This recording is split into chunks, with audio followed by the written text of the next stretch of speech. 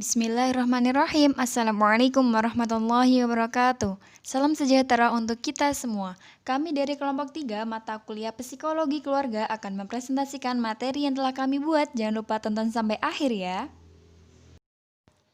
Kali ini kita akan membahas tentang perkembangan moral anak. Yang harus digarisbawahi adalah moral dan perilaku. Perilaku amoral atau non-moral adalah perilaku yang tidak sesuai dengan harapan sosial yang disebabkan oleh ketidakacuan terhadap harapan sosial. Sedangkan perilaku tak bermoral yaitu perilaku yang tidak sesuai dengan harapan sosial karena tidak setuju dengan standar sosial atau kurang memiliki rasa wajib menyesuaikan diri dengan harapan sosial. Video ini dipersembahkan oleh Pramudia Desya Fajri Alfarisi, Elsa Fadila Safitri, Aludia Salsabila, Dufan Arfiansyah, dan Muhammad Ainul Yakin. Perkembangan dalam psikologi merupakan konsep yang mengandung banyak dimensi. Dimensi dalam konsep perkembangan diantaranya adalah pertumbuhan, kematangan, dan perubahan. Setiap individu mengalami perkembangan pada semua aspek dalam dirinya secara terus-menerus dan tidak pernah berhenti. Untuk memahami perkembangan anak, salah satunya perlu ditinjau dari perkembangan moral anak tersebut. Pengertian moral. Istilah moral berasal dari kata Latin mos moris yang berarti adat istiadat, kebiasaan, peraturan, atau tata cara kehidupan. Sedangkan moralitas merupakan kemauan untuk menerima dan melakukan peraturan.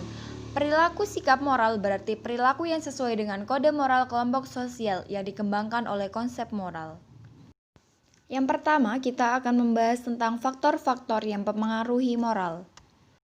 Faktor yang mempengaruhi moral dibagi menjadi 4. Yang pertama, konsistensi dalam mendidik anak. Ayah dan ibu harus memiliki sikap atau perlakuan yang sama dalam melarang atau memperbolehkan tingkah laku tertentu kepada anak. Yang kedua, sikap orang tua dalam keluarga. Sikap orang tua tersebut dapat mempengaruhi perkembangan moral anak, yaitu melalui proses peniruan atau imitasi. Yang ketiga, penghayatan dan pengamalan agama yang dianut. Orang tua merupakan panutan atau teladan bagi anak. Termaksud di sini panutan dalam mengamalkan ajaran agama dan mengajarkan nilai-nilai yang baik. Yang keempat, sikap konsisten orang tua dalam menerapkan norma. Harus konsistensi karena bagaimanapun sikap orang tua yang akan ditiru oleh anaknya.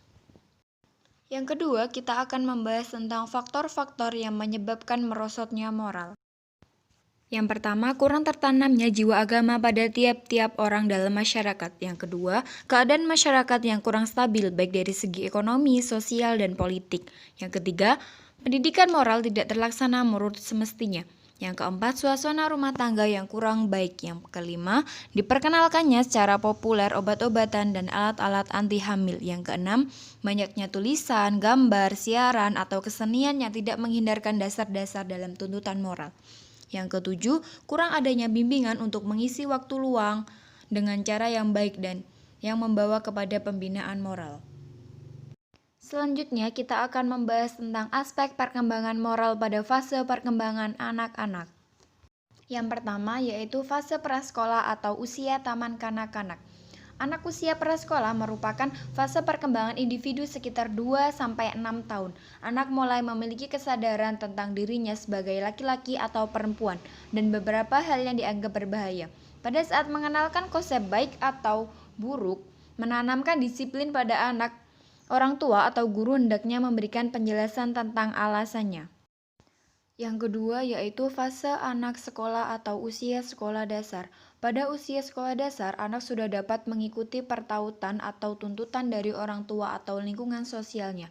Pada akhir usia ini, anak sudah memahami alasan yang mendasari suatu peraturan. Di samping itu, anak sudah dapat mengasosiasikan setiap bentuk perilaku dengan konsep benar salah atau baik buruknya. Yang ketiga yaitu fase perkembangan remaja. Fase remaja merupakan segmen perkembangan individu yang sangat penting yang diawali dengan matangnya organ-organ fisik sehingga mampu bereproduksi. Remaja merupakan fase perkembangan individu sekitar 13-20 tahun. Perkembangan moral remaja adalah sebagai berikut. Yang pertama, melalui pengalaman atau berinteraksi sosial dengan orang tua, guru, teman sebaya, atau orang dewasa lainnya. Yang kedua, muncul dorongan untuk melakukan perbuatan yang dapat dinilai baik oleh orang lain. Remaja berperilaku bukan hanya untuk memenuhi kepuasan fisiknya, tetapi psikologisnya, yaitu rasa kepuasan dengan penerimaan dan penilaian positif dari orang lain. Yang ketiga yaitu pada umumnya remaja berada pada tingkatan konvensional atau berada dalam tahap ketiga, berperilaku sesuai dengan tuntutan dan harapan kelompok, dan tahap keempat yaitu loyalitas terhadap norma. Pengaruh orang tua terhadap gangguan moral anak remaja. Yang pertama, terdapat hubungan yang signifikan antara tingkat moral remaja dengan tingkat moral orang tua. Yang kedua, orang tua yang mendorong anaknya untuk berdiskusi secara demokratis dan terbuka mengenai isu. Yang ketiga, orang tua menerapkan disiplin terhadap anak dengan teknik berpikir induktif. Sekian yang dapat kami sampaikan, kurang lebihnya mohon maaf. Wassalamualaikum warahmatullahi wabarakatuh.